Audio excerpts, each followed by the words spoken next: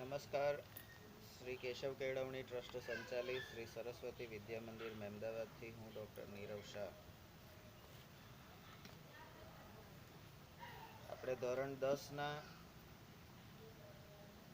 વર્ષ 19-20ના વિજ્ઞાન વિષયના પ્રકરણ 16 નૈસર્ગિક સ્ત્રોતોનું ટકાઉ પ્રબંધન એની આપણે સમજૂતી લઈએ છીએ.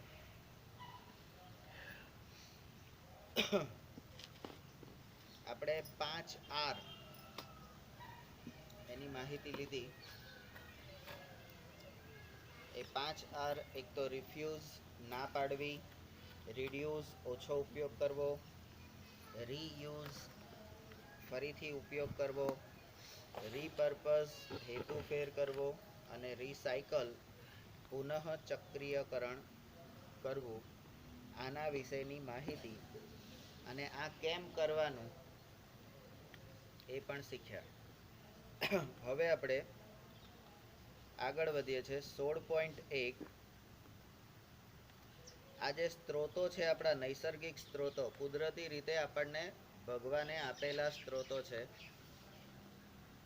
કે ભાઈ તમને જીવન જીવવા માટે આટલી વસ્તુની તો જરૂર પડશે જ, અને એ વ્યવસ્થા આપણા બધાના મા બાપ કે જેને કહેવાય ભગવાન એમણે કરેલી છે. સ્ત્રોતોનું વ્યવસ્થાપન શા માટે જરૂરી છે? તો Y do we need to manage our resources?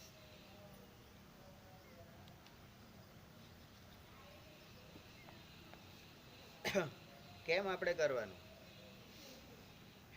માનો કે તમે કોઈ કરોડપતિ બાપને ત્યાં પેદા થયા છો, પણ તમારી નીતિ રીતિ સારી નથી, તમને ખોટી લતો, ખોટી ટેવો પડી ગઈ છે, તો તમે કરોડપતિના ઘરે પેદા થયા હોવા છતાં થોડા વખતમાં તમે રોડપતિ થઈ જશો. પણ તમે ગરીબ ઘરમાં જન્મ્યા હશો,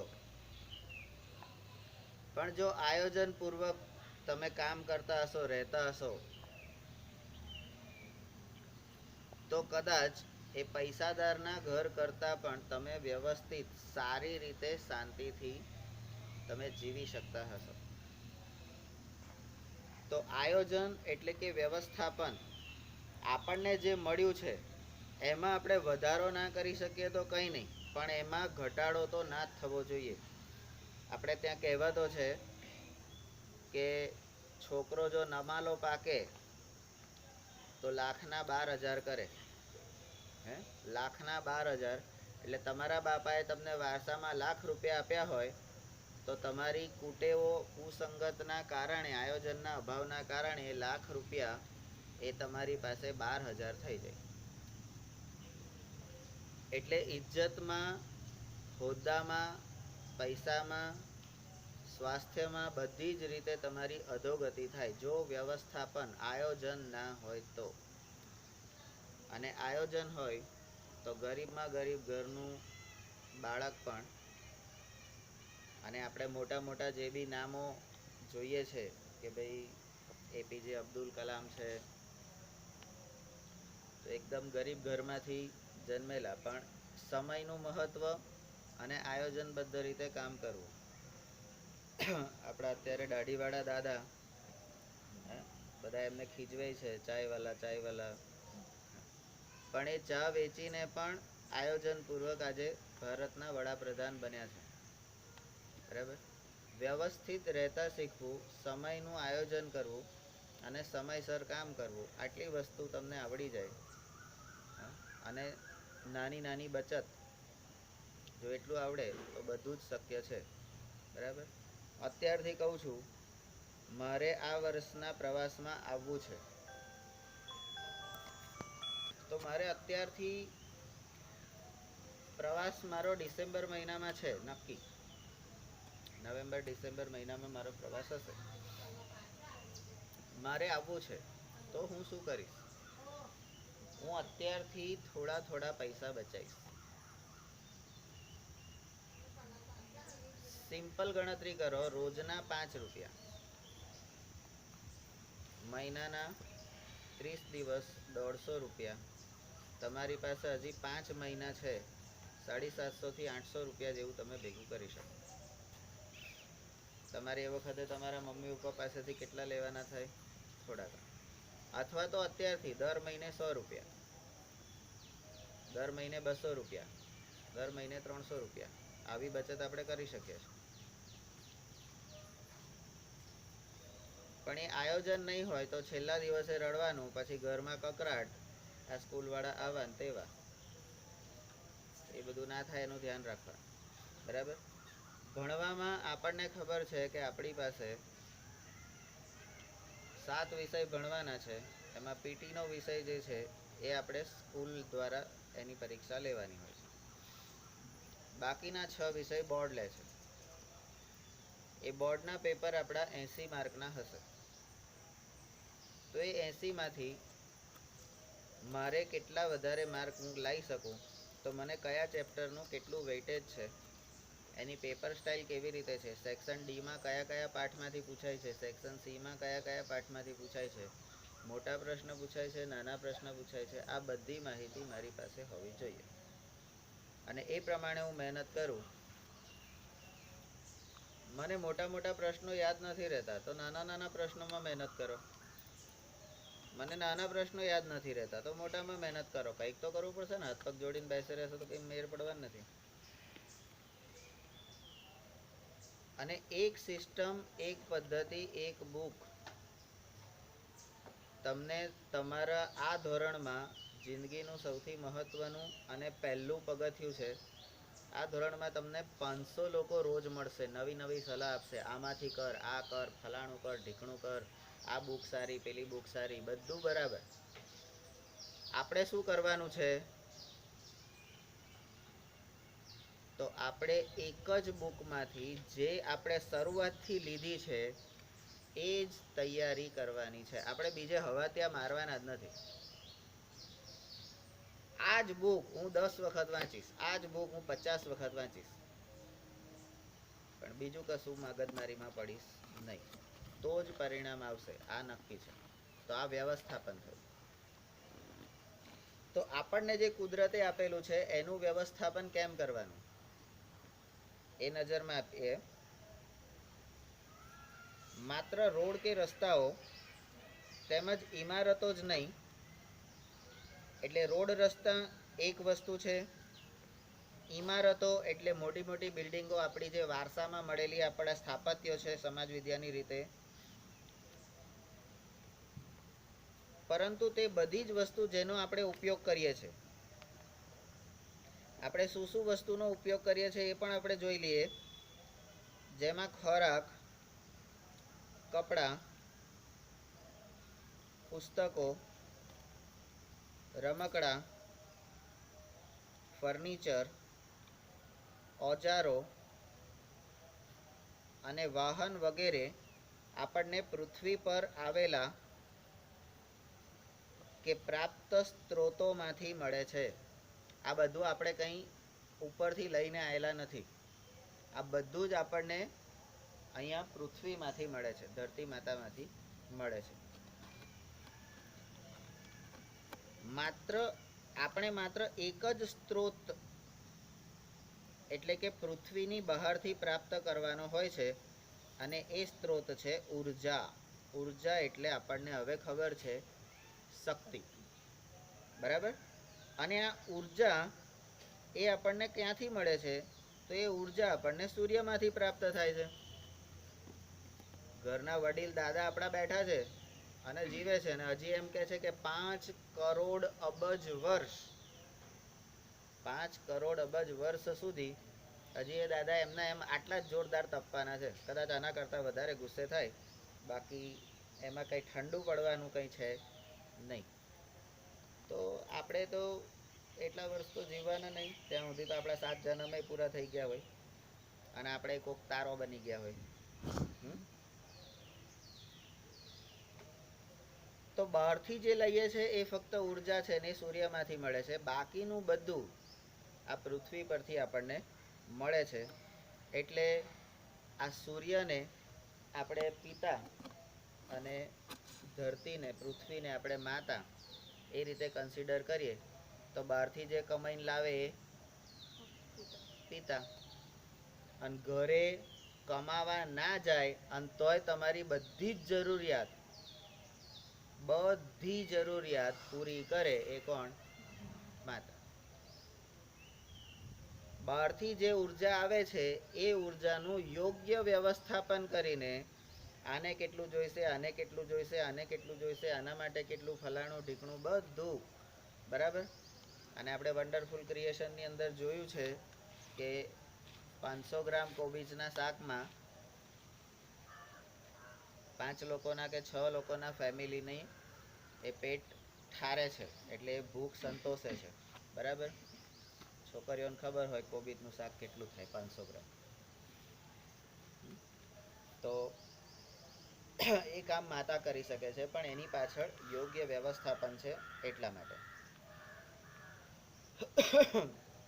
વળી આપણે ઉપયોગ કરીએ એ પહેલા આ ઉર્જા પૃથ્વી પરના સજીવો અને વિવિધ ભૌતિક અને રાસાયણિક પ્રક્રિયાઓમાંથી પસાર થાય છે.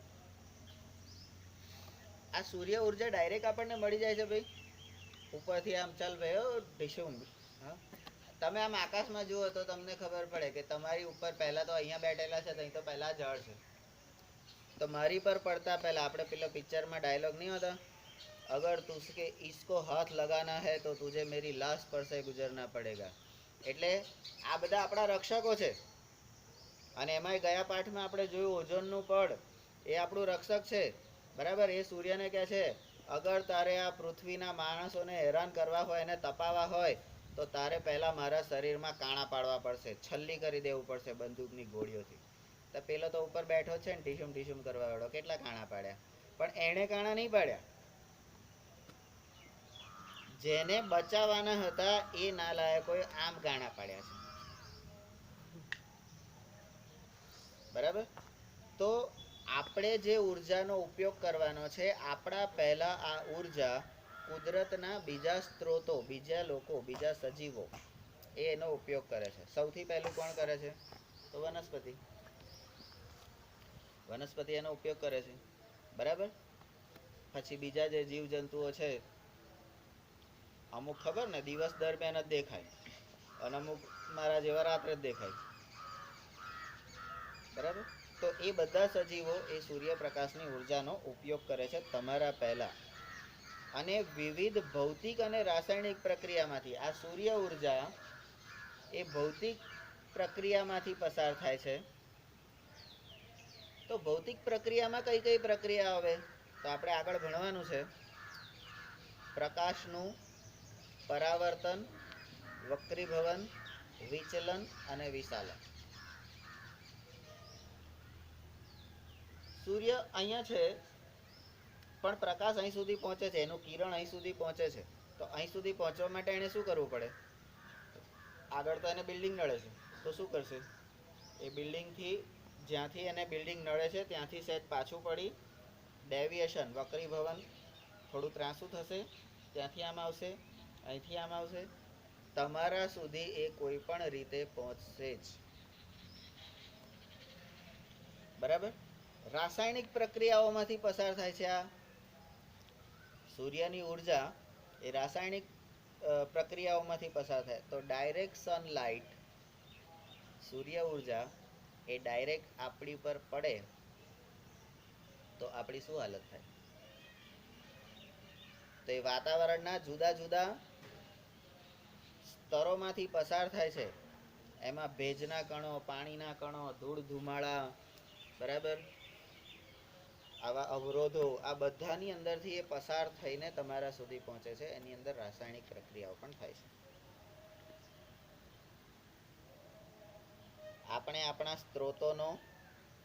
સ્ત્રોતોના વિવેકપૂર્ણ, હવે આ શબ્દ ખાસ ધ્યાન રાખવાનો છે, એક્ઝામમાં આ તો લખાવો જ જોઈએ. આપણે આપણા સ્ત્રોતોના વિવેકપૂર્ણ ઉપયોગની કેમ જરૂરિયાત છે?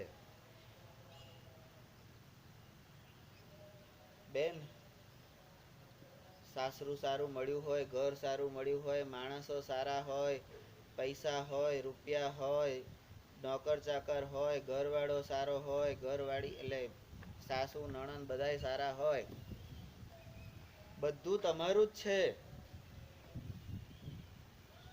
પણ જો આપણા ઘેર જોયું ના હોય ને આ જલસા પાર્ટી, હા અહીં તો નોકર એ ચલ આમ કર,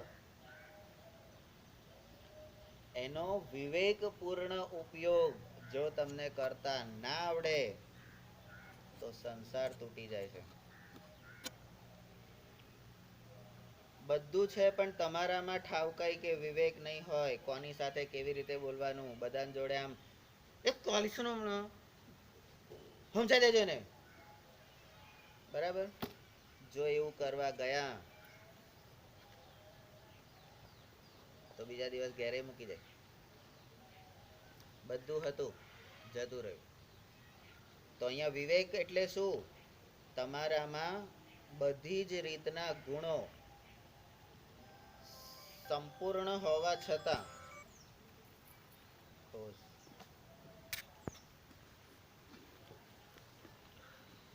તો આપણા સ્ત્રોતોનો વિવેકપૂર્ણ ઉપયોગ કરવાની કેમ જરૂર છે ભાઈ? તો એનું કારણ આપે છે. કારણ કે આ સ્ત્રોતો મર્યાદિત છે, એટલે થોડાક જ છે, બરાબર. મર્યાદિત છે. અને બીજું શું છે? સ્વાસ્થ્ય સેવાઓમાં સુધારણાના કારણે આપણી જનસંખ્યામાં તીવ્ર ગતિથી વધારો થઈ રહ્યો છે. બે કારણો કીધા. એક તો જથ્થો મર્યાદિત છે,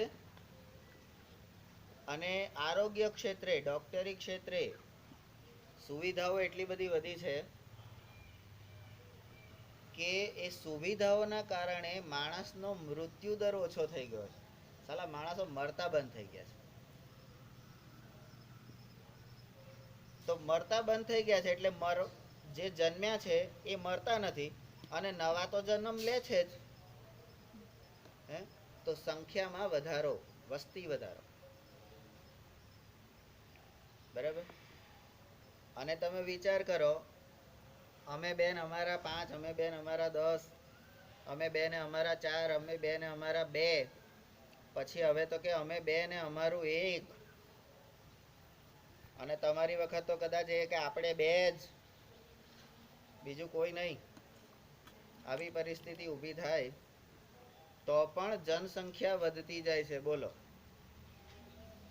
જન્મવાનો દર ઓછો થઈ ગયો હોવા છતાં જનસંખ્યા વધતી જાય છે. એનું કારણ શું? અમે ડોક્ટરો, અમે લોકોને બચાવી લઈએ છીએ, અને તોય હું આ ડોક્ટરોને ગાળો બોલે.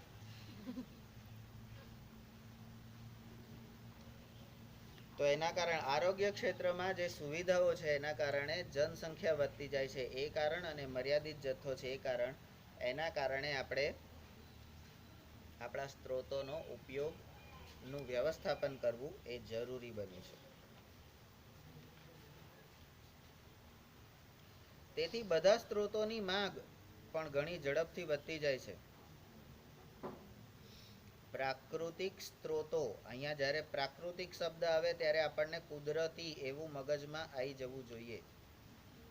પ્રાકૃતિક સ્ત્રોતોનું વ્યવસ્થાપન કરતી વખતે દીર્ઘકાલીન દ્રષ્ટિકોણ એને ધ્યાનમાં લેવો જોઈએ. દીર્ઘ દ્રષ્ટિ, ટૂંકા ગાળાનું આયોજન નહીં. ટૂંકા ગાળાનું આયોજન નહીં. આવનારા 5 વર્ષ, આવનારા 10 વર્ષમાં અમે શું કરીશું? અમે અત્યારે આ કરીએ છીએ તો એનો પ્રભાવ આવનારા 5 વર્ષ કે આવનારી પેઢી પર શું પડશે? એવી દીર્ઘ દ્રષ્ટિથી આપણે આ કામ કરવાનું છે. એનાથી શું થશે? તો કે જેથી આવનારી પેઢીઓ સુધી તે સ્ત્રોતો પ્રાપ્ત રહેવા જોઈએ. અત્યારે આપણે જેટલું પાણી વાપરીએ છીએ, મેં કીધું એમ, મેં તમને ઉદાહરણ આપ્યું જ છે. દર શ્રાવણ મહિનામાં અમે રોજ નદીએ નાહવા જતા હતા. ચાતુર્માસ જે કહીએ છીએ, એટલે આ અષાઢ શ્રાવણ ભાદરવો ને આસો નવરાત્રી સુધી અમે રેગ્યુલર નાહવા જઈ શકતા હતા. તમે વર્ષે કેટલી વાર નાહવા જાવ છો નદીમાં? વાત્રક નદીમાં નથી. તો જે અમને લાભ મળ્યો છે એ તમને નહીં મળ્યો. બરાબર? તમે કદાચ વાત્રક નદી જોઈ હશે તો ગૂગલ ઉપર જોઈ હશે, વોટ્સઅપના વિડીયોમાં જોઈ હશે. ક્યારેક ચોમાસાની સિઝનમાં પૂર આવે, પાણી ઉપરથી છોડે, ત્યારે તમે વાત્રકમાં પાણી જોયું હશે કે બે કાંઠે વાત્રક વહે, અને એ આપણે પાછા સ્પેશિયલ જોવા જોઈએ. અને ભીડમાં ધક્કામુક્કી થઈને એમાં જો અંદર ગયા તો પછી અહીંયાથી તમે જાઓ વાત્રકમાં, કદાચ અહીંથી તમે જાઓ તો તમે ક્યાં નીકળશો ખબર? બોલો, ક્યાં નીકળશો? વાત્રક નદી કોને મળે છે જઈને? તો આપણને ખબર હોવી જોઈએ. ખંભાતના અખાતમાં જાવ છે અને વાત્રક આવે છે ક્યાંથી? તો સાબરકાંઠા, અંબાજીના ડુંગરોમાંથી. બરાબર? આપણી નદીનું મૂળ ઉદ્ભવ સ્થાન અને અંત એ આપણને ખબર હોવી જોઈએ ને. તો આવનારી પેઢીને આપણો વારસો, આપણી સંસ્કૃતિ, આપણી સંપત્તિ બધું જ આપણે આપવાનું હોય છે. બરાબર? અને આપણે ઘરોમાં જોઈએ છે કે બાપ પછી એનું બધું જે હોય એ બેટો સંભાળતો હોય છે. આ આપણી સંસ્કૃતિ છે. અને બેટા પછી એનો બેટો સંભાળતો હોય, અને એનો બેટો કદાચ ના લાયક હોય, બરાબર, જેમ મારા બે છે એવા હોય, બરાબર, કશા કામના ના હોય, તો બીજા બેટા સંભાળે, પણ સંભાળે તો ખરા. બરાબર? તો આવનારી પેઢી એટલે દીર્ઘ દ્રષ્ટિથી વ્યવસ્થાપન કરવું જોઈએ. આ વ્યવસ્થાપનમાં શું ધ્યાનમાં રાખવાનું? તો એ બાબત સુનિશ્ચિત કરવી જોઈએ કે તેઓનું વિતરણ બધા જ વર્ગોમાં સમાન રીતે થવું જોઈએ. ન કે માત્ર મુઠ્ઠીભર ધનવાનો અને શક્તિશાળી લોકોને તેનો લાભ મળે. આપણા ઘરમાં 4 છોકરા હોય અને જ્યારે બાપા મિલકતની વહેંચણી કરે તો એવું કે આ મારી વાલી તો એને 2 વધારે, આ મારો અરખામણો તો એને ઓછું, એવું કરે છે? બધાને સરખો હિસ્સો આપે છે. પણ ઘરની મિલકત તો સરસ રીતે વેચાય છે, અને ના આપે તો તરત આના જેવા કોર્ટમાં કેસ કરીશ, મારા ભાઈબંધના પપ્પા વકીલ છે, મારા ભાઈબંધના પપ્પા વકીલ છે, જો મને ના મળ્યું અજીત્યા કાકા હરખો ભાગ મને ના મળ્યો, તું કોર્ટમાં કેસ કરીશ, આના જેવા એવું કરે. પણ લે તો ખરા જ. અને ખોટું વકીલને કોર્ટને પૈસા આલવા એના કરતાં એને આલ દેવા હારા. ઘરની વાત ઘરમાં તો રહે. તો આને દીર્ઘ દ્રષ્ટિ કહેવાય. બરાબર? પણ કુદરતની જે વાત છે, કુદરતી સ્ત્રોતોની વાત છે, એમાં અત્યારે દુનિયામાં આવી પરિસ્થિતિ સર્જાઈ છે કે કેટલાક મુઠ્ઠીભર ધનવાનો અને શક્તિશાળી લોકો, એટલે આપણા દુનિયાના જે 4 વિકસિત દેશો છે, અમેરિકા, બ્રિટન, ચીન, રશિયા, બરાબર? અરે રશિયા ક્યાં? હા, રશિયા. તો આ જે વિકસિત દેશો છે એ દેશો ગરીબ દેશોને લોન આપે છે, વિશ્વ બેંક થ્રુ લોન આપે છે, અને એ લોનની ભરપાઈ ન કરી શકતા એમની એ લોનની અવેજમાં, લોનની સામે કોઈ સિક્યોરિટી માગે ને, તો એ સિક્યોરિટીમાં આ કુદરતી સ્ત્રોતો એની પર પોતે કબજો જમાઈ દે છે. ગલ્ફ કન્ટ્રી, આપણા ભારતના જે પડોશી દેશો છે, દુબઈ, આરબ અમીરાત, શારજા, આ બધા જે દેશો છે, કુવૈત, ઈરાન, ઈરાક, તો આ બધા જે દેશો જે છે એ દેશોમાં ક્રૂડ ઓઇલ, તેલ, પેટ્રોલિયમનો જથ્થો ભરપૂર છે, કારણ કે ત્યાં રણ વિસ્તાર છે, એટલે જ્યાં અત્યારે રણ હોય ને ત્યાં સમજી લેવું કે પહેલા દરિયો હોય. પહેલા દરિયો હોય તો જ અત્યારે રણ હોય. અને દરિયામાંથી જ્યારે રણ બન્યું હોય ત્યારે આપણે વિજ્ઞાનમાં ભણી જ ગયા છે અશ્મિ બળતણમાં કે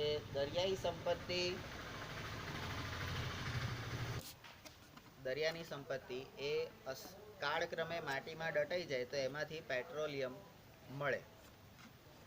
તો એ દેશોમાં પેટ્રોલિયમ પુષ્કળ પ્રમાણમાં છે. તો એ ત્યાંનું પેટ્રોલ આખી દુનિયા વાપરે છે. દુનિયામાં બીજા બધા દેશોમાં પણ છે, ઇવન ભારતમાં, ઇવન ગુજરાતમાં, આપણે અહીંયા ભરૂચ પાસે પણ છે, અંકલેશ્વરમાં પણ છે, બરાબર. પણ ઓય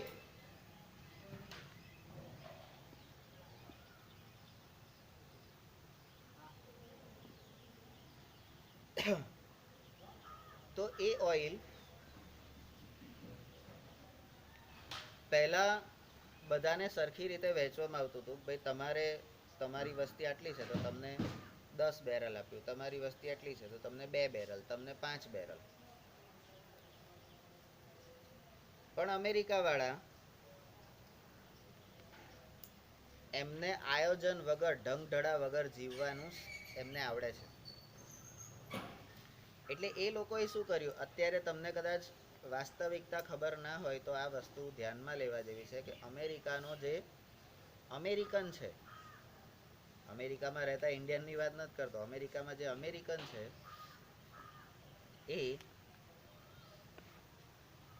એણે એની ગયા વર્ષની જે આવક હતી એ વાપરી કાઢી છે, આ વર્ષની આવક પણ વાપરી કાઢી છે, અને આવતા 3 વર્ષ કે 5 વર્ષની ઇન્કમ એ ક્રેડિટ કાર્ડના હિસાબે એણે વાપરી કાઢી છે એડવાન્સમાં.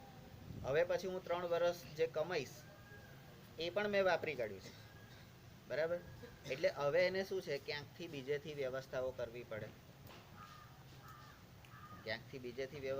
પડે, એટલે આવી રીતે બીજેથી ખેંચવાનો પ્રયત્ન કરે છે, બરાબર. આફ્રિકાના દેશો છે, આફ્રિકાના દેશોમાં કુદરતી સંપત્તિ તરીકે સોનું પુષ્કળ છે. ત્યાં પર્વત ઉપરથી ઝરણું વહેતું હોય, એ ઝરણામાં તમે આમ પેલી ચા ગાળવાની ગળણી લઈને બેસો સવારથી સાંજ સુધી તો 50 તોલા સોનું તો તમે એમને ભેગું કરી શકો. 50 તોલા, 1 તોલાનો 30,000નો ભાવ છે, બરાબર. 1.5 કરોડ રૂપિયાનું સોનું તમે એક જ દિવસમાં સવારથી સાંજ સુધી કશું નહીં કરવાનું, બસ મજૂરી, ગળણી લઈને બેસવાનું. પણ એ જે એમનું 50 તોલા સોનું, આ બધા કેટલા રૂપિયામાં લઈ જાય ખબર? પેલાને કે 500 રૂપિયા આપીશ, 200 રૂપિયા આપીશ, એટલે પેલો તો બિચારો ખુશ થઈ જાય, મૂળ આદિવાસી ને, 500 રૂપિયા આપે એમ એટલે ખુશ થઈ જાય, બરાબર. અને આપી દે 50-50. તો આ વ્યવસ્થા પણ યોગ્ય નથી કે ભાઈ જેની પાસે તાકાત છે, પૈસો છે, એ જ વાપરે અને ગરીબ બિચારો ભૂખે મરે. એવી વ્યવસ્થાઓ યોગ્ય નથી.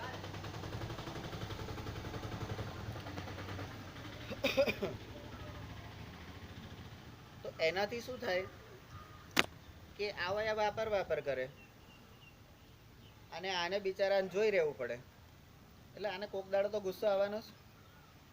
એટલે એ શું કરે, જઈને કાં લૂંટી લે કાં પેલાને માર નાખે, ગુનાખોરી વધે. તો આવું ના કરો. એટલે આપણે જે વ્યવસ્થાપન કરીએ છીએ, વહેંચણી કરીએ છીએ, એની અંદર આ બધું ધ્યાન રાખવાનું. અને અત્યારે વહેંચણી કરવાની જવાબદારી છે ને એ આ પેલા 4 દેશો જ કહે. એટલે એ લોકો શું કરે, પહેલા પોતપોતાનું સાચવી લે, આપણને કઈ તકલીફ પડવી જોઈએ નહીં, બીજાનું જે થવાનું હોય થાય, આપણને તકલીફ પડવી ના જોઈએ, એવું એ લોકો કરતા હોય છે. તો વહેંચણી આપણે જ્યારે કરીએ, અને કુદરતી, એ તમારા બાપનું તો છે નહીં સાલાઓ, કુદરતે આપેલું છે, અને અમારા દેશમાં કુદરતે આપેલું તો અમારું, તમારે જોઈતું હોય તો અમે તમને આપશું, પણ અમારી વ્યવસ્થા ગોઠવાઈ જાય પછી. કે ના, તમે અમારા પાસેથી લોન લીધી છે ને એટલે તમે ભલે ભૂખે મરો પણ તમારે અમને આટલું તો આલી જ દેવાનું. આવું કરે છે લોકો. તો આવું ચાલે નહીં, બરાબર. નંબર 9, એક અન્ય બાબત પર ધ્યાન આપવું જરૂરી છે કે જ્યારે આપણે આ સ્ત્રોતોનું શોષણ કરીએ છીએ ત્યારે આપણે પર્યાવરણને નુકસાન પહોંચાડીએ છીએ. કુદરતે તમને એવું કીધું છે કે આ તમારું જ છે, તમારે જ વાપરવાનું છે, તમારું છે, તમારે વાપરવાનું છે અને તમારે જ સાચવવાનું છે. હે, આપણે જરૂર ના હોય તોય 50 ઝાડ કાપી નાખીએ અને વાપરવાનું હોય એક જ. આપણે જરૂર ના હોય તોય દરિયા કે તળાવમાંથી 100 માછલી પકડી લઈએ અને ખાવાની હોય 2 જ. બરાબર? તો આ કુદરતી સ્ત્રોતોનું શોષણ કરવું જોઈએ નહીં. જરૂર હોય તો વાપરો, 1 નહીં 2 વાપરો, 50 વાપરો તમારી તાકાત હોય તો, પણ જરૂર ના હોય તો એકેને હેરાન ના કરો. બરાબર? ઉદાહરણ તરીકે ખનનથી પ્રદૂષણ થાય છે. આપણે કોઈ પણ આ ખનન એટલે શું, તો આ શબ્દ સમજી લેવાનો, ખોદકામ. ખનન એટલે ખોદકામ. ખાણ જે હોય, સોનાની, ધાતુની, ચૂનાની, આ બધી ખાણ હોય જમીનમાં અથવા તો પર્વતોમાં, એના પેટમાં છુપાયેલું હોય આ બધું. તો એના ખનન એટલે એને ખોદકામ કરવાથી પ્રદૂષણ થાય છે, કારણ કે ધાતુનું નિષ્કર્ષણની સાથે સાથે વધુ માત્રામાં ધાતુનો કચરો પણ નીકળે છે.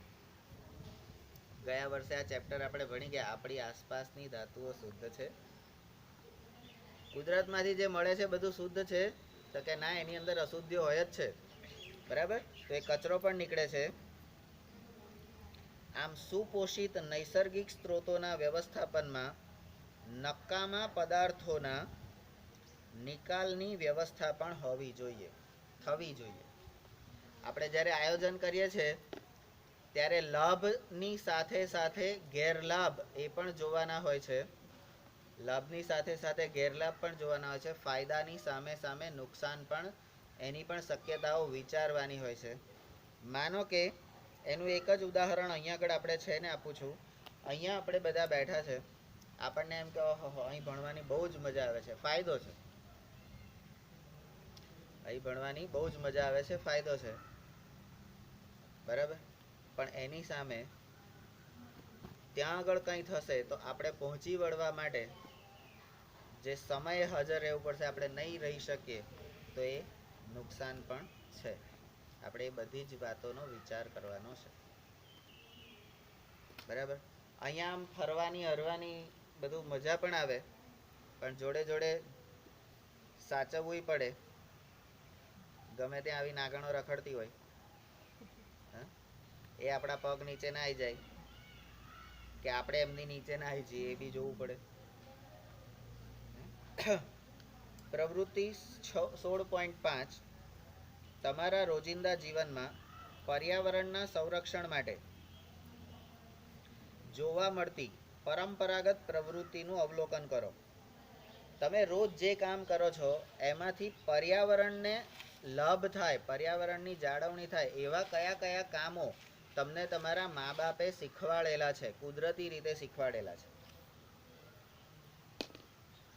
ખેતરોવાળાને આ ઉદાહરણ તરત ખબર પડી જશે. તમારા ખેતરમાં પાણી પીવડાવો છો, પાણી વાળો છો, તમે એવું કહો છો ને, ત્યારે એક પારી કરેલી હોય છે. એ પારી શેના માટે કરેલી હોય કે પાણી ખેતરમાં રહે. ક્યાંકથી પારું તૂટ્યું હોય, તમે શું કરો છો? કેમ? પાણીનો વ્યય ના થાય. પાણી નેકરી ના જાય એટલે નહીં, પાણીનો બચાવ, પાણીનો વ્યય, નકામું પાણી ના જતું રહે એટલા માટે, કારણ કે પાણી કિંમતી છે. તો એ પરંપરાગત રીતે તમને વારસામાં મળેલું છે, આવું કરીએ ને તો આવું થાય. તો એવી જે પ્રવૃત્તિ છે, એવા પ્રવૃત્તિનો અવલોકન તમે કરો.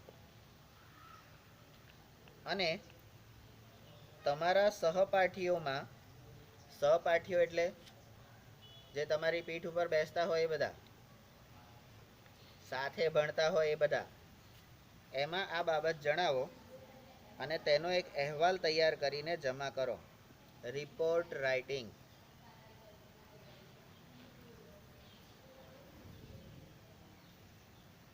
અંગ્રેજી ગ્રામરનો 5 માર્કમાં પૂછાતો પ્રશ્ન રિપોર્ટ રાઇટિંગ, ગુજરાતીમાં 5 માર્કમાં અહેવાલ લેખન, બરાબર, 10 માર્ક આનાથી મળે. ઓય, ઉપનિષદો, આપણા વેદ અને ઉપનિષદ અને સ્મૃતિ જેવા ભારતીય ગ્રંથો, આ ઉપનિષદ અને સ્મૃતિ એ ભારતીય ગ્રંથો છે જેની અંદર હવે તમે જુઓ આપણા વેદોમાં આપણી પ્રકૃતિના જે સ્ત્રોત છે એના વિશેની માહિતી આપેલી છે અને એને કેવી રીતે સાચવવાના એની ચિંતા પણ કરેલી છે. તો ઉપનિષદ અને સ્મૃતિ જેવા ભારતીય ગ્રંથોમાં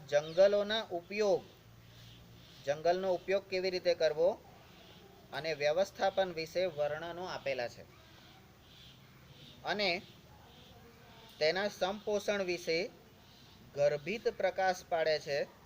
એટલે ડિટેલમાં તમને કહે છે, સમજણ પડી જાય એવી ભાષામાં ડિટેલમાં તમને કહે છે. બીજો વેદ છે આપણો અથર્વવેદ. અથર્વવેદનું 12.1.11મું સૂક્ત. હવે આ સૂક્ત શબ્દ સંસ્કૃતમાં આપણે જોઈ ગયા છે. તો અથર્વવેદનો 12મો અધ્યાય, પહેલું પ્રકરણ અને એનું 11મું સૂક્ત, જેનો પાછળથી આ અથર્વવેદમાંથી હવે એનો ઉપયોગ ક્યાં આવ્યો તો કે દેવીચંદ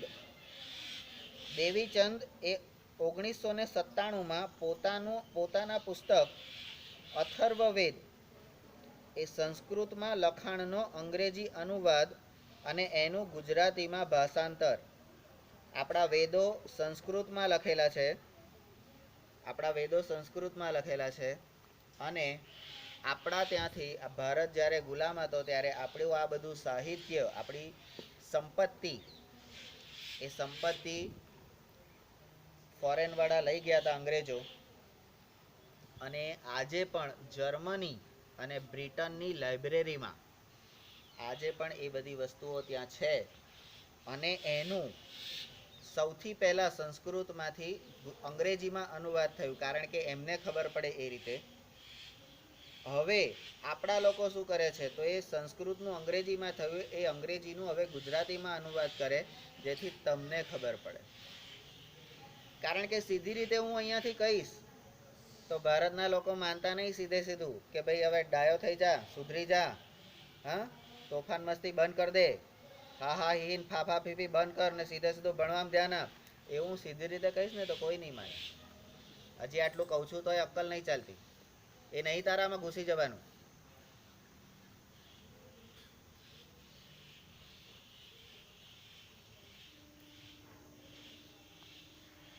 પણ જો ફોરેન વાળા કે અમેરિકા વાળા વાયા અમેરિકા કોઈ વાત કહેવામાં આવે તો કે ના હો, એ લોકો તો હોશિયાર, શું અહીંના બધા ડફોળ હતા. તમને સીધી રીતે એમ કે ભાઈ તમારા છોકરાને ગુજરાતી મીડિયમમાં ભણાવો, એનો બુદ્ધિ વિકાસ થાય, તો કે ના અંગ્રેજી મીડિયમમાં ભણાવો. પણ અત્યારે એ જ અમેરિકા વાળા, એ જ કેનેડા વાળા, બ્રિટન વાળા એમ કે છે કે બાળકને પહેલા એની માતૃભાષામાં ભણાવો, બરાબર, 5મા ધોરણ સુધી એની માતૃભાષામાં જ ભણાવો, તો જ એનો વૃદ્ધિ વિકાસ થાય, શારીરિક માનસિક બધી રીતનો. તો હવે આપણા અહીંના લોકો માનવા માંડ્યા છે કે ના બરાબર છે. પહેલા આપણે ત્યાં અત્યારે એવી સિસ્ટમ છે, અંગ્રેજી મીડિયમમાં કે બાલ મંદિરમાં છોકરાને મૂકવો હોય ને તો 2-2.5 વર્ષનો થાય ને એટલે ઘરમાંથી કાઢીને મૂકી, પહેલા પ્લે ગ્રુપમાં મૂકે, nursery, senior KG, junior KG. પણ કેનેડા, બ્રિટન, અમેરિકા ત્યાં આગળ છોકરાને ભણવા મૂકવો હોય તો ત્યાં આવા પ્લે ગ્રુપ ને ચાઇલ્ડ ગ્રુપ ને એવા કોઈ ગ્રુપો નહીં, નર્સરી, કેજી, જુનિયર, સિનિયર કશું નહીં. ત્યાં તમારે ભણવા મૂકો, એ છોકરાના 6 વર્ષ પૂરા થયા હોય ત્યાર પછી જ એને સ્કૂલમાં એડમિશન મળે, નહીં તો ના મળે. 5 પૂરા થઈને 6ઠું બેઠે ત્યારે જ. અને કેનેડામાં તો એ ઉંમર 7 વર્ષની છે. એને 6 પૂરા થઈને 7મું બેસે ત્યારે એને ભણવાનો હક મળે છે, ત્યાં સુધી ઘરે જ રમવાનું. અને હવે એ લોકોએ કીધું ને એટલે હવે આપણા લોકોએ માનતા થઈ ગયા કે ના ના બરાબર વાત છે. અને આપણે ત્યાં તો પહેલેથી એ સિસ્ટમ હતી. આપણે ત્યાં પહેલેથી એ સિસ્ટમ હતી અને આપણા વિદ્યાભારતીમાં સિસ્ટમ છે બરાબર. લાલિયેત પંચવર્ષાણી, લાલિયેત પંચવર્ષાણી, 10 વર્ષાણી તાળીયેત. એટલે પહેલા 5 વર્ષ એનું લાલન પાલન કરવાનું. જેટલો પ્રેમ અપાય એટલો આપવાનો. એ જે કરે એ બધું બસ જોવાનું. એને સારું સારું શીખવાડવાનો પ્રયત્ન કરવાનો 5 વર્ષ સુધી. આપણી સંસ્કૃતિ કેટલી મહાન છે તમે જુઓ. 5 વર્ષ સુધી એનું એ જ કરવાનું. તાળીયેત 10 વર્ષાણી. હવે પછીના 10 વર્ષ એટલે 5 થી 10 એટલે 15 વર્ષ સુધી હવે લગામ. પહેલા 2 લગામ ઘોડો, જે કરવું હોય કરો. બધા હશે. નાનું છોકરું તોફાન મસ્તી કરે ને તો બધા હશે. હે, મોબાઈલ ફેંકી દે તોય હશે. અને જેવો 5માંથી 6ઠ્ઠા વર્ષમાં આવ્યો ને મોબાઈલ બાપનો ફેંકી દીધો, ખેંચીને એક લાફો પડે. ના લાયક, ખબર નહીં પડતી.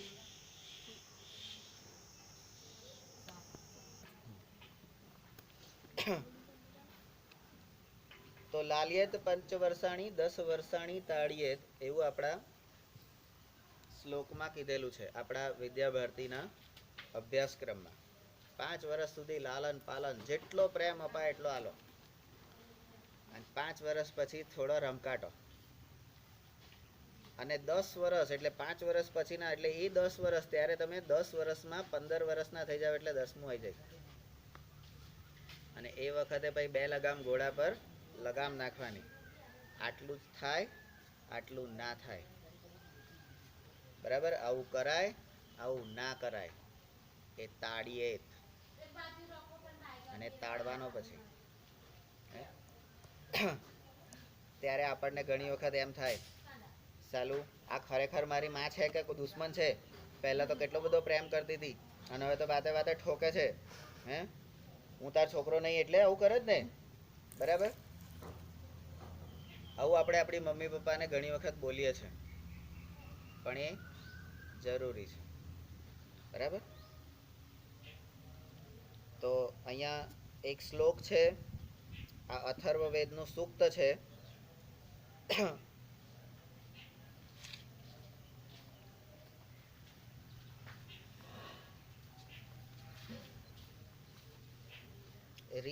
હીરાયસ્તે,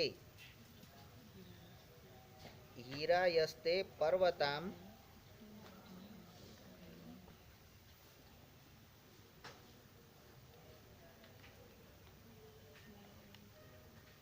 હિમાવંતો, હિમાવંતો રણ્યમ.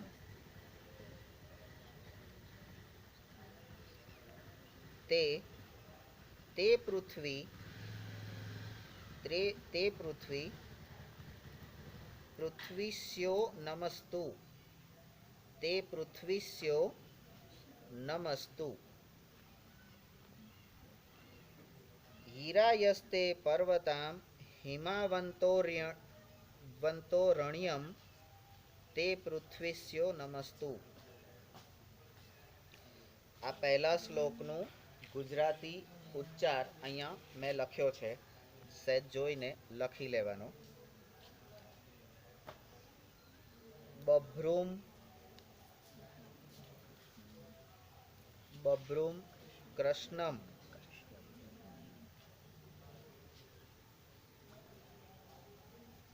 બભ્રૂમ કૃષ્ણમ રોહિણીમ વિશ્વરૂપમ ધ્રુવમ ભૂમિ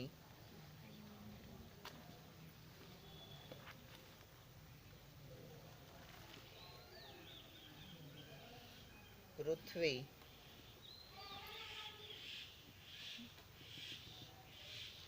પૃથ્વીમ ઇન્દ્રગુપ્તમ, પૃથ્વીમ ઇન્દ્રગુપ્તમ.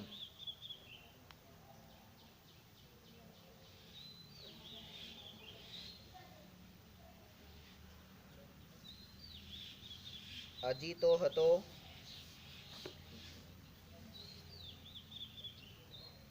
અજીતો હતો અક્ષતોધ્યસ્થમ, અક્ષતોધ્યસ્થમ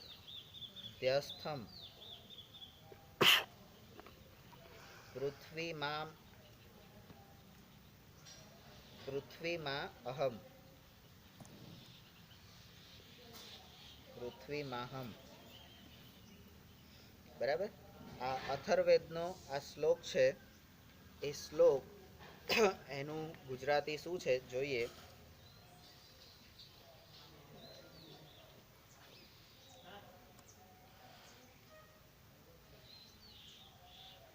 હે પૃથ્વી, તારી ટેકરીઓ, હિમ આચ્છાદિત પર્વતો અને જંગલો આનંદમય હો. પૃથ્વીને આશીર્વાદ આપ્યા છે કે હે પૃથ્વી, તારી આ બધી વસ્તુઓ આનંદમય હો. હે વિવિધ રંગી સ્થિર અને રક્ષિત પૃથ્વી, આ ધરા પર હું અપરાજિત, ચિરંજીવ અને આનંદિત રહું. માણસ છે, પોતાનો સ્વાર્થ તો પહેલા જુએ. હું તારા વખાણ કરું છું કેમ? તો મારા ફાયદા માટે. અહીંયા પણ એવું જ કીધું છે. પૃથ્વીને પહેલા આશીર્વાદ આપ્યા કે ભાઈ તું બરાબર છું, હે તું બહુ રૂપાળી છું, તું બહુ સુંદર છું, તું રક્ષિત છું, રક્ષા કરવા વાળી છું. અને તને પણ, પૃથ્વીને પણ આપણે ચારે બાજુથી રક્ષાયેલી છે. બરાબર.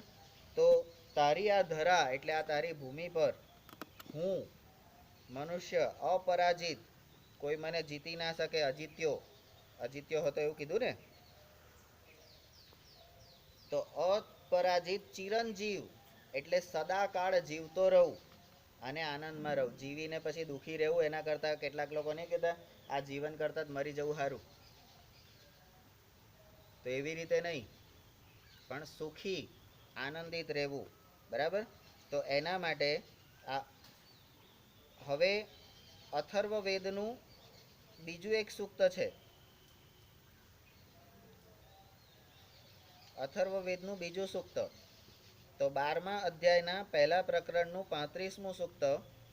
અને એ બીજું સૂક્ત શું કહે છે? એટલે પહેલા સૂક્તમાં પૃથ્વીના વખાણ કર્યા, પૃથ્વીને એને આશીર્વાદ આપ્યા. અને તું, જો તારું બધું સારું થશે તો ઓટોમેટિક મારું બધું સારું જ થવાનું છે. બરાબર. તું સુખી તો હું સુખી, તું દુઃખી તો હું દુઃખી. બરાબર. તો એ વસ્તુ કીધી. અને બીજા શ્લોકમાં શું કહે છે? તો બીજા શ્લોકમાં વપરાશ, એનો ઉપયોગ કેવી રીતે કરવો અને પુનઃ નિર્માણ, ફરીથી નિર્માણ કેવી રીતે કરવું, એના સિદ્ધાંતો એ પ્રગટ કરે છે. એ નીચે મુજબ છે. તો એ શું છે જોઈએ. યતે ભૂમે વિખાનામી ક્ષિપ્રમ તદપી રોહતું માતે મર્મ વિમ્રગ્રવરી માતે હૃદયમ અર્પિતમ, અર્પિપમ. બરાબર. તો ગુજરાતીમાં કેવી રીતે બોલવું? આ અથર્વવેદના 12મા અધ્યાયના પહેલા પ્રકરણનું 35મું સૂક્ત છે. એનો અર્થ શું છે આપણે જોઈએ. હે પૃથ્વી, હું તારામાંથી, હે પૃથ્વી, હું તારામાંથી જે પણ ખોદીને બહાર કાઢું તે તરત જ પુનઃ નિર્માણ પામે. અમે તારા જીવંત નિવાસ સ્થાનો અને મર્મ સ્થળોને હાનિ ન પહોંચાડીએ. આપણે ત્યાં જમીનમાં ખેડ મારવાની હોય ને, જમીનમાં ખેડ મારવાની હોય કે જમીનમાં ટીકમ મારતા પહેલા આપણે ખાત મુહૂર્તની વિધિ કરીએ છીએ. માતાની પૂજા કરીએ છીએ કે હે માં, હવે હું તને ત્રિકમ મારીને મારી જરૂરિયાત માટે અહીંયા ખાડો ખોદીશ. પરમિશન લઈએ છે. તમે કોઈ દાડો ઘરે તમારા મમ્મીની પરમિશન લીધી? ત્યાં પ્રોબ્લેમ થતો હોય તો આ બાજુ પાછળ આવીને બેસી જા. ખોટું પીધા.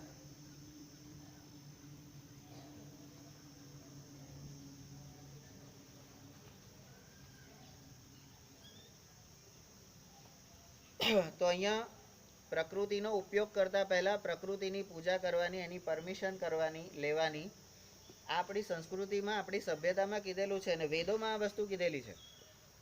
આપણે એની વિધિ કરીએ છીએ. અહીંયા પેલા કઈ બીજ કે તીજ, આ ખેડકામ શરૂ કરવાનું કયો દિવસ કહેવાય? અલા, ખેતીની શરૂઆત કયા દિવસથી થાય? બોલો, ડૂબી મરો. તો આ ખેતી કરવાની શરૂઆત જે દિવસથી થાય છે, જે દિવસે આપણે પહેલું હળ ચલાવીએ છીએ, તો એ વખતે પણ આપણે પૂજા કરીએ છીએ કે મારા પરિવારના અને આ સમગ્ર સૃષ્ટિના ભરણ પોષણ માટે હું તારી પર હળ ચલાવું છું, ટ્રેક્ટર ફેરવું છું, દાંતી મારું છું, એને સારામાં સારું ધાન્ય આપજે. આ પ્રકૃતિનો ઉપયોગ કરતા પહેલા આપણે કરીએ છીએ. પેલી એક વાર્તા તમને જોક્સ છે, દલા તડવાડીની વાર્તા.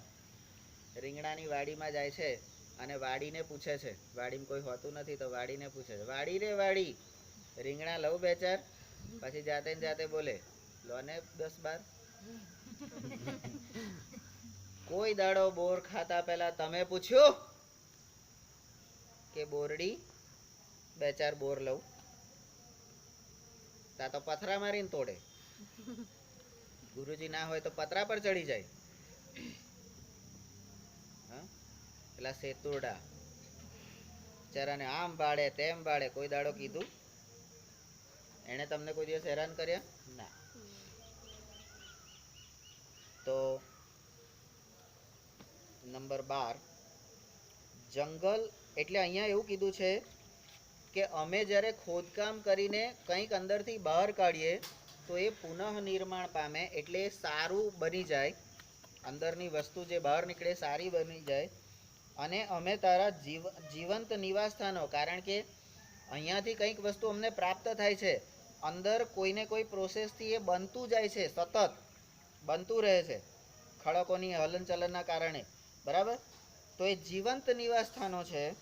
અને તારા મર્મ સ્થળો એટલે માતાના શરીરમાં કે પૃથ્વીના શરીરમાં કેટલાક એવા સ્થળો હોય કે જેને આપણે મર્મ સ્થળો, એકદમ કોમળ હોય, બરાબર? તો એ સ્થળોને અમે હાનિ પહોંચાડીશું નહીં કે નુકસાન કરીશું નહીં. જંગલોની ઉત્પાદકતા અને રક્ષણાત્મક પાસાને લઈને જંગલોનો સંવર્ધન, એના પર વૈદિક સમયથી જ ભાર આપવામાં આવતો હતો. જંગલોના સંવર્ધન માટે વૈદિક સમયથી ભાર આપવામાં આવતો હતો, વેદના કાળથી, બરાબર? વૈદિક કાળના અંતમાં ખેતીને મુખ્ય આર્થિક પ્રવૃત્તિ તરીકે સ્વીકારવામાં આવી અને એ ખેતીને સ્વીકારી આ એ સમય હતો જ્યારે વૈદિક કાળના અંત ભાગમાં જંગલો, વનરાજી જેવા જંગલો અને વનરાજી, જંગલો અલગ છે, વનરાજી અલગ છે, એવા કુદરતી સ્થળોને પવિત્ર ધાર્મિક સ્થળો તરીકે માનવાની શરૂઆત થઈ અને પારંપરિક વન્ય પ્રવૃત્તિઓની સંકલ્પનાનો ઉદ્ભવ થયો.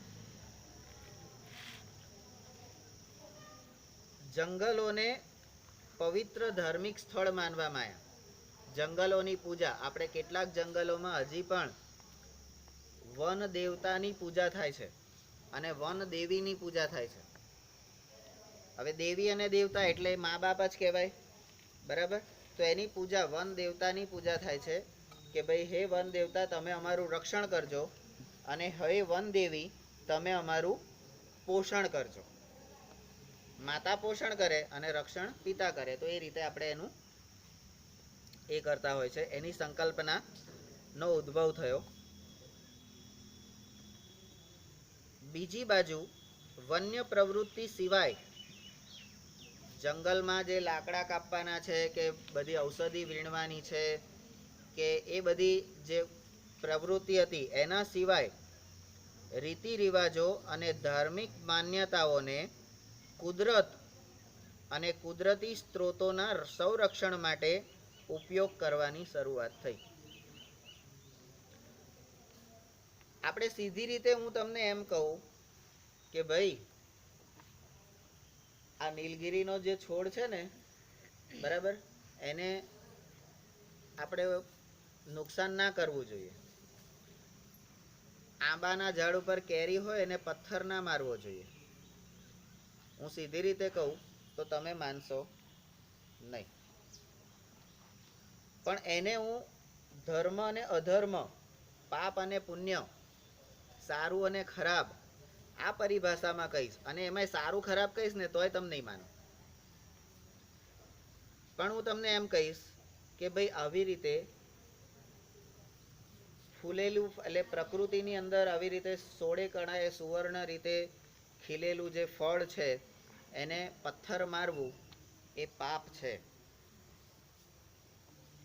તો પાપ જ્યારે કહીશું તો કોઈ નહીં કરે. એનો ઉપયોગ ક્યારે કરવાનો કે ભાઈ આપણને બધાને ખબર છે કે કેરી પર પેલી એનું એ થાય છે, શું કે છે આપણે, પેલું નીચે પડે પહેલા એની પર કંઈક રસ થાય છે ને, પેલું જે મોડામાં જાય તો મોડું આવી જાય, ચીલ. હા, એ ચીલ પડે કે ખીલ પડે ત્યાર પછી એ કેરી આપોઆપ નીચે આવી જશે અને ત્યાર પછી જ એને તોડાય. એ પહેલા તોડવું એ પાપ છે, પછી તોડવું એ પુણ્ય છે. પછી ખવાય ખરું, ઉપયોગમાં લેવાય, પણ પહેલા તોડવું એ પાપ છે. જો એ પાપ અને પુણ્યની રીતે હું કહીશ તો બધા માનશે. હવે પછી થોડા દિવસમાં આ ગૌરી વ્રત આવશે. નાનપણથી જેના ઘરમાં બહેનો હોય એના ઘરમાં આવા વાક્યો બોલાતા હશે. આ 5 દિવસ બહેનોને મારવી નહીં, એની જોડે તોફાન મસ્તી કરવી નહીં. જો બહેનોને મારીએ તો શું થાય? હાથમાં કાંટા ઉગે. આવું બધું તમારી મમ્મીઓ તમને કહેતા હશે. સાલું આજ સુધી કોઈ ભાઈ બતાવો કે જેના હાથમાં કાંટા ઉગ્યા હોય.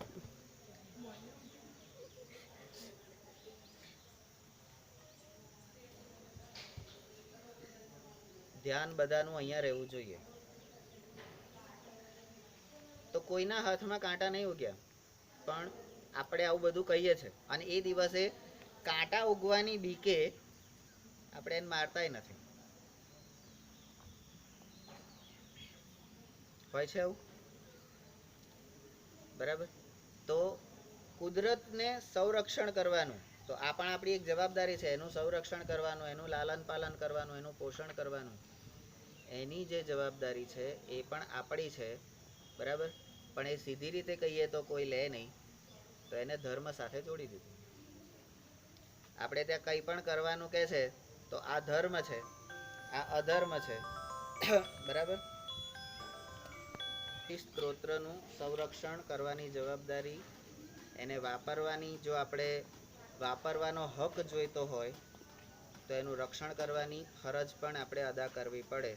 જે રીતે સ્કૂલમાં પણ હું કહું છું કે અહીંયાનો બધો લાભ જોઈતો હોય તો અહીંની બધું કામ કરવાની ફરજ પણ આપણી જ છે. કોઈ બહારથી આવવાનું નથી. આપણા ઘરમાં આપણે જ કરવું પડે, બીજા બાજુવાળા કંઈ આવીને કરવાના નથી, બરાબર? તો આ વસ્તુ ધ્યાનમાં રાખવાની છે. ખબર પડી ગઈ? ક્લિયર? એટલે પ્રકૃતિના સ્ત્રોત્રોનું અહીંયા બધું ઝાડ પાન બધું તમારું જ છે. આ શાકના ઝાડના કરોડ રૂપિયા આવશે, એ કરોડો તમારા જ છે, તમારા માટે જ વપરાવાના છે, મારે ઘેર લઈ જવા નહીં, બરાબર? પણ એમાંથી કંઈક સારું કામ કરજો. હું હઈશ તો કહીશ તમને, પણ ના હોવ તો અત્યારથી કહી દઉં છું કે સારું કામ કરજો, બરાબર? તો પ્રકૃતિનું દોહન કરવાનું, શોષણ કરવાનું નહીં, બરાબર?